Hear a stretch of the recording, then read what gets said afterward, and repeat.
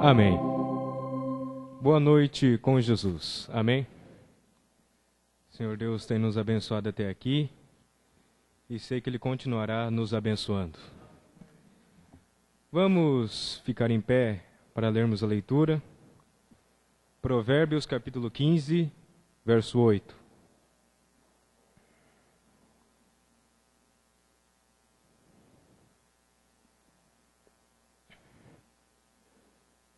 Vamos ler. O sacrifício dos ímpios é abominável ao Senhor, mas a oração dos retos é o seu contentamento. Podeis vos assentar. Irmãos, se fosse dar um nome ao nosso tema, colocaria fé, crer e orar. Fé, crer e orar. Porque para orar, nós precisamos de fé. E nós também temos que crer. Mas agora, o que significam essas três palavras? Fé significa firmeza na execução de uma promessa ou compromisso. Crer significa aceitar como verdadeiras as palavras. E orar significa pedir, suplicar e rogar. A mensagem Cristo, o mistério de Deus revelado, o parágrafo 84, diz: como nós nos comportamos na igreja de Deus?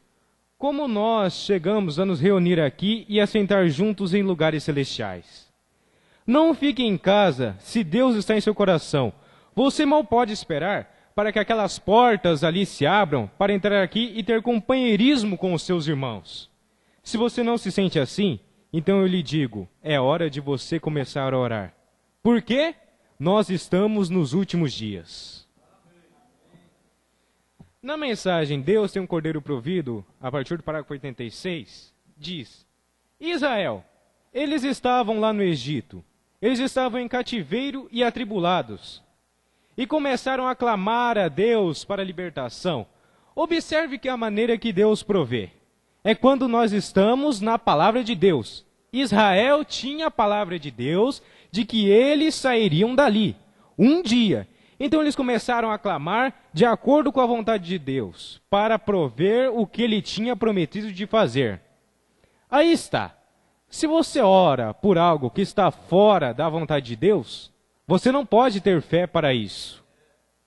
Mas quando Deus promete qualquer coisa, eu creio que Ele cumpre a sua palavra. Você crê? Os filhos de Israel estavam lá no Egito. Eles sabiam que Deus lhes havia prometido libertação. Então começaram a orar pela promessa. Observe, quando Israel começou a clamar, Deus começou a ouvir e proveu um meio de escape. Mandou Moisés para eles. Quão estranho foi, depois de chorar, pedindo a libertação, depois de clamarem, e quando a libertação lhes foi trazida, eles falharam em reconhecer. E eles a recusaram e tiveram que sofrer por mais 40 anos. Na mensagem O Livro da Vida, o parágrafo 16, o irmão Branham conta uma pequena história de um médico que lhe deu um testemunho do neném que havia engolido o apito. Ele me deu um testemunho sobre uma vez, quando ele era um especialista na garganta e da vista. Disse que um nenenzinho havia engolido um desses apitos pequenos e ficou enroscado na garganta dele. E disse, fui lá e o neném já não estava mais se aguentando. Haviam-no levado para o hospital. Fui lá e o neném não sabia o que fazer. Então eu apenas dei uma saída da sala e disse, querido Pai Celestial, ajuda-me a fazer alguma coisa por aquele neném. Ele está agonizando e eu não consigo colocar nada em volta disso para dar um puxão. Eu não sei o que fazer. Me ajuda. Então, naquele momento que ele terminou de orar, o neném fez um hã? E o apito saiu e caiu no chão. E ele disse, como posso evitar de crer? A oração, ela muda as coisas.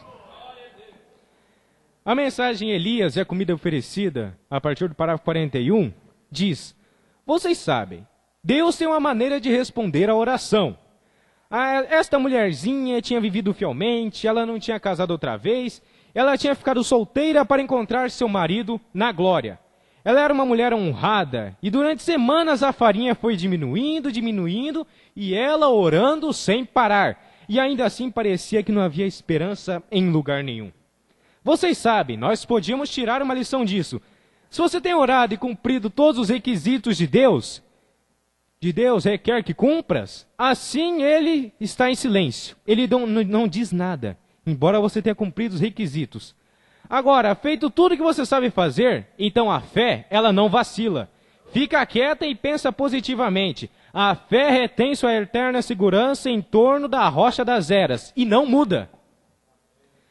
Ela tinha cumprido todos, aquela grande companheira chamada fé. Eu sempre tenho falado, a fé, ela tem pelo no peito. Porque quando ela fala, tudo mais cala a boca. Quando a fé diz, cala a boca, então tudo para, porque ela é o chefe. Ela tinha cumprido todos os requisitos. Ela tinha uma vida limpa. Ela tinha uma vida decente, uma vida honrosa. E ela tinha cumprido todos os requisitos de Deus. Mas parecia que ele estava em silêncio. Deus faz isso às vezes para testar você. Para ver que espécie de reação você terá. Não se esqueça disso. Se você passa pela plataforma, se você recebe a oração e a imposição de mãos sobre você, e parece que nada acontece, aquilo não para a fé nem por um segundo. Agora, se você está seguro em Deus e você sabe que o seu coração te condena, nós sabemos, se o nosso coração nos condena, então nós o temos. Agora, se o nosso coração nos condena, não há necessidade de vir à plataforma. Você não precisa pedir coisa alguma para Deus, porque você não tem fé para recebê-la.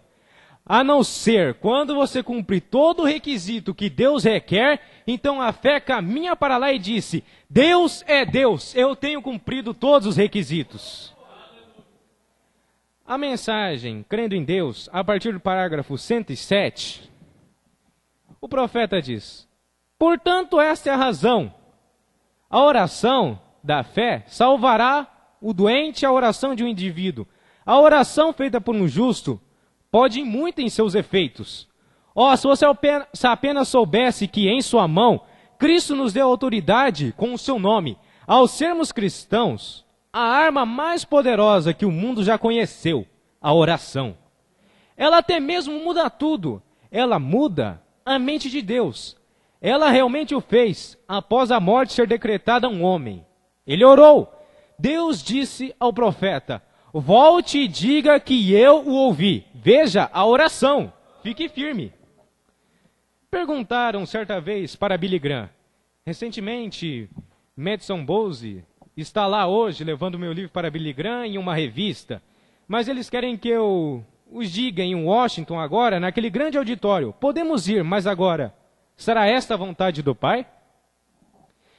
Eles acabaram de enviar ontem à noite para Washington, ou na noite de anteontem, ir para Seattle. Uma grande reunião se realizando ali, o capitão Al Ferrer, e todos que lá querem ir agora. Eles têm uma reunião evangélica, querem uma, mas essa é a vontade do Pai? Essa é a coisa seguinte, chamaram-me para um auditório de graça em Baltimore, com capacidade para 10.000 pessoas. Não tenho que pagar nem um centavo por ele, 500 ministros colocaram seus nomes, em papel lá em cima agora. Nós, patrocinadores, 100%, estamos em oração em todos os lugares. Agora, Pai, onde tu queres que eu vá, esse será o lugar seguinte. Diz-me agora e eu irei. Está vendo? É isso. Mombi lhe disse, você sabe a que eu devo meu êxito? Ele disse, não tenho nenhuma ideia. Ele disse, eu faço pequenas reuniões. Ele soube dessas reuniões. Ele saiu com uma pequena tenda, foi ali em Los Angeles, apenas fazendo uma pequena reunião. E todos da faculdade Northwestern começaram a jejuar e orar. E Deus enviou cerca de 15 repórteres de jornais e anunciaram sua reunião que se espalhou por toda a nação. Quando a princípio comecei com essas declarações aqui, eu disse à minha igreja, permaneçam com o rosto inclinado e orem. Deus começou a mover. De repente soube de chamadas que vinham da África e ao redor do mundo. Como isso chegou lá, eu não sei. A oração subiu. Ore e creia quando você ora. Abraão, quando ele era velho, ele creu. Deus lhe disse para ir e ele obedeceu. Ao sair a caminho, eu posso vê-lo tomar os servos e as pequenas mulas e assim seguirem para alcançar o monte de Deus. Eu simplesmente gosto demais disso. Ouça, ele disse ao servo: fique aqui enquanto vamos além, e o rapaz e eu voltaremos. Que coisa! Desculpe-me, às vezes minhas emoções escapam de mim. O rapaz e eu voltaremos. Agora, ele sabia que de algum modo que voltaria. E aqui ele tinha uma pequena faca enfiada em seu cinto. Ele colocou a lenha nos ombros de Isaque e subiu a colina, guiado por Abraão, um belo tipo, seu filho único, levando-o para a colina, ao próprio altar no qual Deus colocou seu filho. E ele o levou para a colina em suas costas. Um belo tipo de Deus, enviando seu filho Gólgota acima, com uma cruz de madeira em suas costas, a própria cruz no qual ele foi pregado, onde Deus não poupou seu próprio filho. Ali o pequeno Isaque olhou por ali, disse: Pai, aqui está o altar e o fogo, mas onde está o sacrifício? Ele disse: Deus proverá para si mesmo um sacrifício.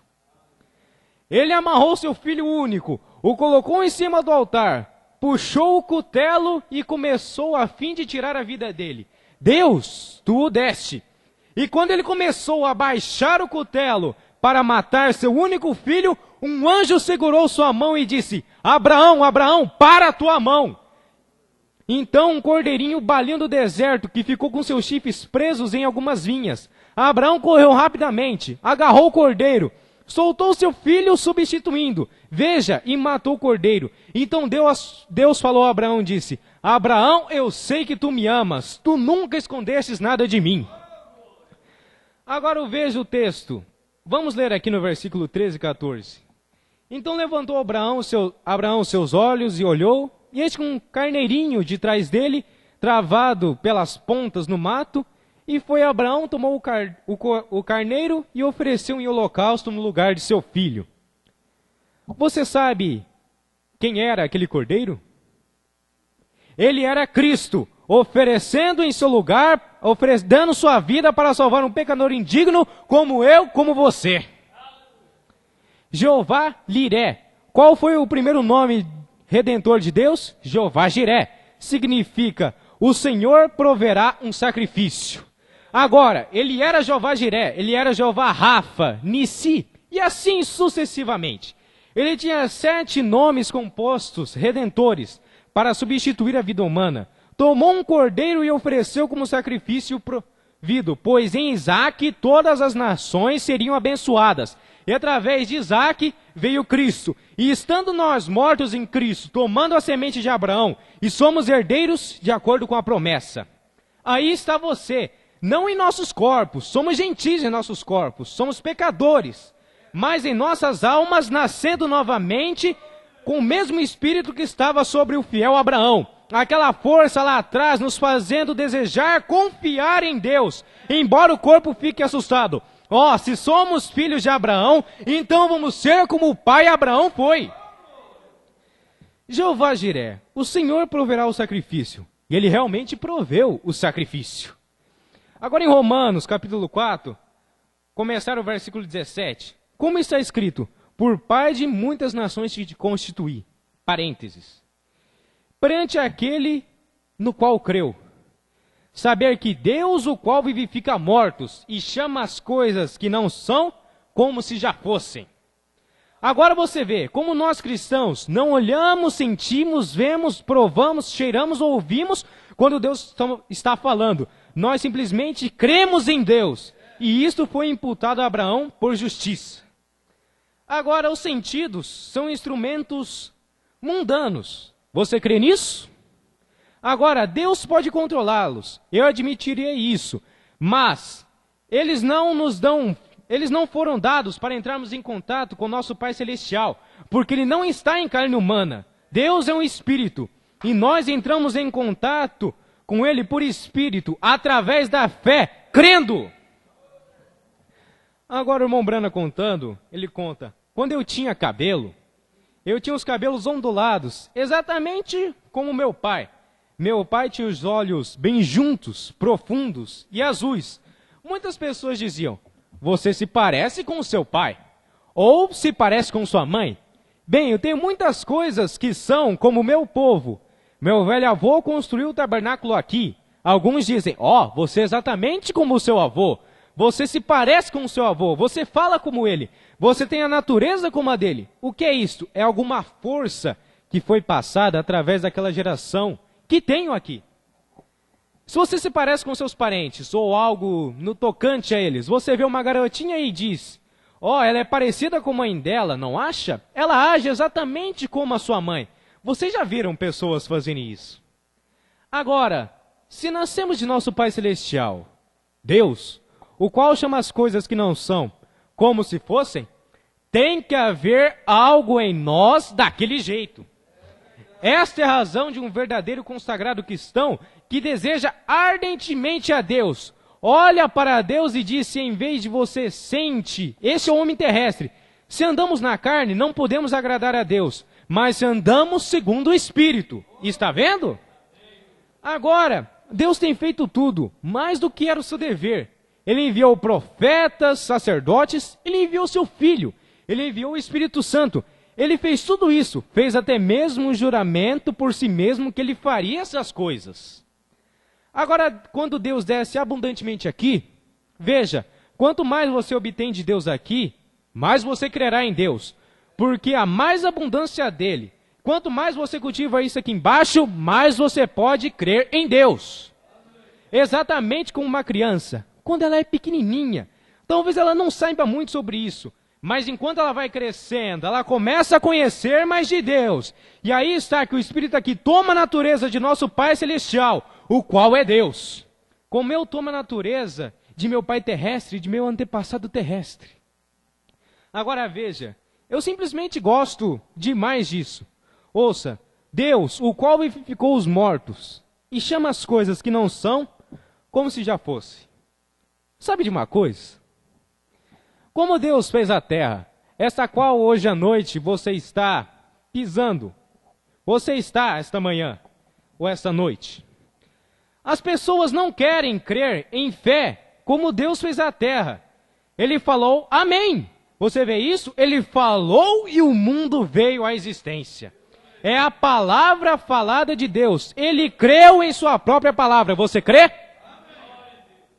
Aqui está, observe, se você é descendência de Deus, se você é descendência dele, e Deus está em você, ele crerá na própria palavra dele.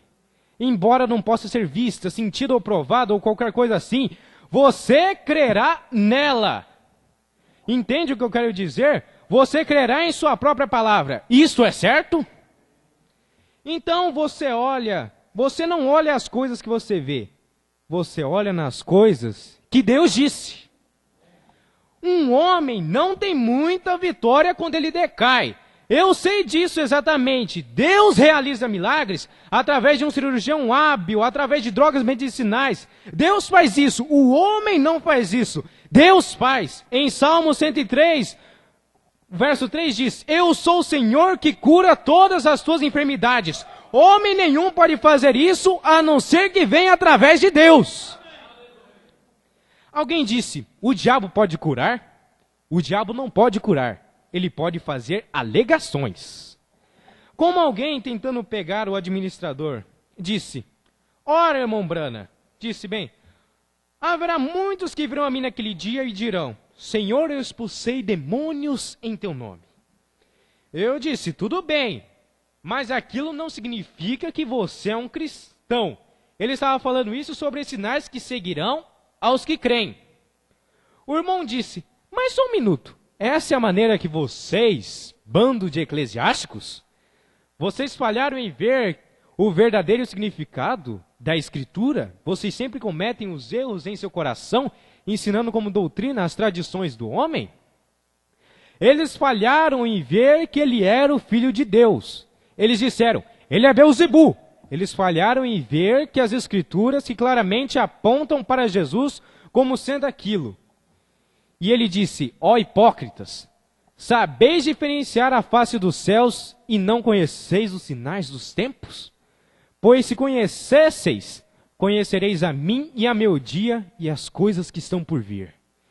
E vemos hoje que Deus prometeu nesses últimos dias que essas coisas aconteceriam.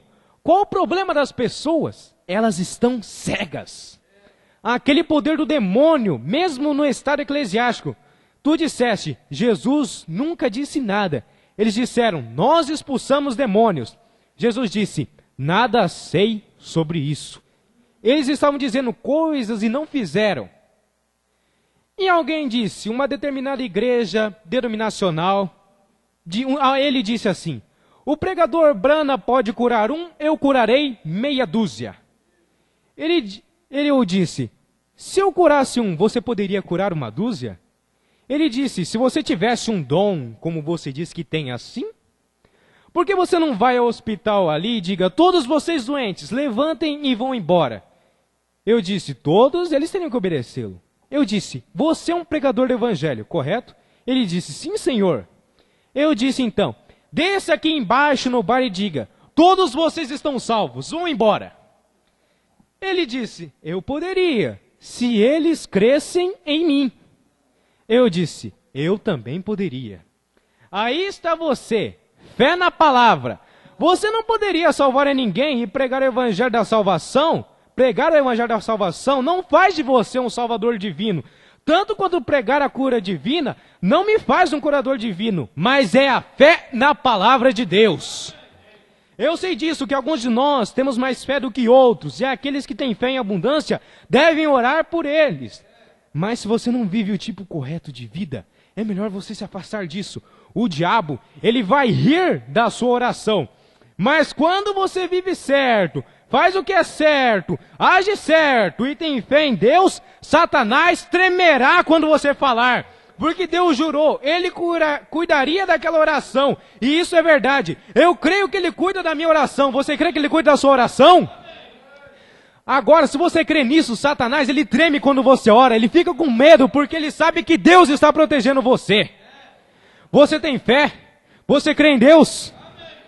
Então, venha orar. Creia, tenha fé com todo o seu coração. E Deus vai te dar aquilo que você está pedindo. Oh, glória a Deus. Vamos orar.